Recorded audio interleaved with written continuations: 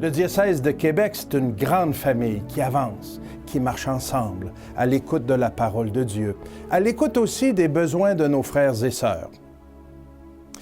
Le dimanche a bien changé au cours des 40 dernières années. Le dimanche, jour du Seigneur, jour de la messe dominicale, jour en famille, jour de repos, jour par excellence.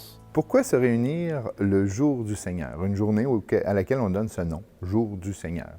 En fait, ça remonte déjà à l'époque de l'Ancien Testament. Le peuple juif se réunissait, comme on le sait lui aussi, dans une journée qui était le 7e jour de la semaine et qu'on appelle le sabbat. Par ce sabbat, ce qu'on voulait évoquer d'abord et avant tout, c'était le grand acte salutaire de Dieu qui avait mis fin à l'esclavage des Juifs.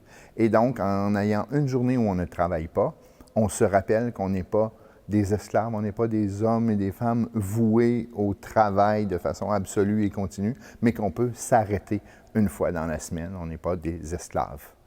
À ça s'est ajouté, par tout le récit de la création qu'on connaît très bien, où Dieu s'est reposé le 7e jour, cette dimension d'une relation à établir au grand Dieu créateur. Donc, il y a tout cet environnement qui est présent dans l'idée d'avoir une journée où on ne travaille pas, où on s'arrête pour honorer Dieu.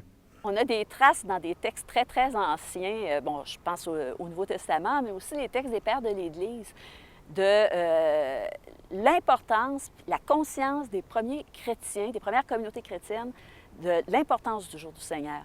Pour les premiers chrétiens, les premières communautés chrétiennes, le jour du Seigneur, c'est quasi, ça a une portée quasi sacramentelle. C'est le jour mémorial, c'est le jour où on fait mémoire de la mort et de la résurrection du Christ. Et c'est à cause de cela que les chrétiens et chrétiennes se rassemblent le dimanche, le premier jour de la semaine, qu'on appelle aussi, paradoxalement, le 8e jour. Ça, c'est très paradoxal, le 8e jour, parce qu'il n'y a pas 8 jours dans une semaine. Quand on dit le 8e jour, on vient donner au dimanche une portée, je vais utiliser un gros mot, eschatologique. C'est le jour qui ouvre sur le retour glorieux du Seigneur, comme un peu dans l'Apocalypse, quand on dit « Viens, Seigneur, viens ». Jésus a été crucifié la veille du sabbat et on l'a mis au tombeau. On s'est dépêché de faire les rites, on l'a mis au tombeau et on a laissé passer le sabbat. Et c'est le lendemain du sabbat qu'on s'est représenté au tombeau pour aller compléter les rites. On connaît l'histoire des femmes qui se rendent au tombeau de grand matin le premier jour de la semaine et qui là trouvent le tombeau vide. Pour les chrétiens, donc, le jour le plus important qui devient le jour du Seigneur, ce n'est plus le 7e jour, le sabbat, mais le premier jour, le jour de la nouvelle création que manifeste la résurrection. Donc, quand on se pose la question pourquoi on se réunit le jour du Seigneur, la raison la plus importante, il n'y aurait aucun rite que de toute façon ça vaudrait quand même la peine de se réunir, se retrouver entre chrétiens pour célébrer la mort et surtout la résurrection du Christ. Les communautés chrétiennes, en célébrant le dimanche, célèbrent un événement d'hier qui se passe aujourd'hui, puis qui va aussi, qui s'ouvre vers l'avenir. C'est ça le sens du dimanche. Et pour les chrétiens et les chrétiennes, se rassembler le dimanche, c'était quelque chose de pas obligatoire, quelque chose de vital. Aussi vital pour eux que de manger, que de respirer, aussi fondamental. Les martyrs d'Abitène, en 304, quand ils se sont fait arrêter parce que, malgré l'interdiction de l'empereur, ils s'étaient réunis un dimanche, quand ils ont été interrogés par le proconsul qui les interrogeait, ils ont répondu « Sans le dimanche, nous ne pouvons pas vivre ».